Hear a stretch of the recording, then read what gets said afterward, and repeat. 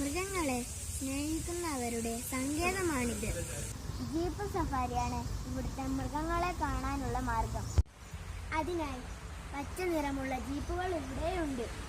ഒരു ജീപ്പിൽ 7 പേർക്കാണ് സഞ്ചരിക്കാൻ കഴിയുക. 4 പേർക്ക് 2120 രൂപയാണ് ടിക്കറ്റ് ചാർജ്. 2 നേരങ്ങളിലായാണ് സഫാരി സമയം. രാവിലെ 7 മണി മുതൽ 10 മണി വരെയും വൈകുന്നേരം 3 മണി തൊട്ട് 5 മണി വരെയുമാണ് സഫാരി സമയം.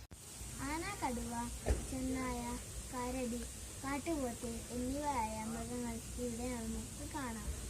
അതുപോലെ ധാരാളം പക്ഷികളെയും നമുക്ക് ഇവിടെ കാണാം. മൃഗങ്ങൾ വെള്ളം കുടിക്കാൻ ഇറങ്ങുന്ന തടാകങ്ങളും അരുവികളും ഇവിടെയുണ്ട്.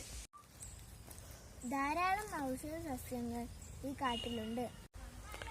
എൻ്റെ പിന്നിൽ ധാരാളം മാനുകളെ നിങ്ങൾക്ക് കാണാം. ഇതെല്ലാം ഉള്ളതാണ് തോൽപ്പെട്ടി വന്യജീവി സങ്കേതം.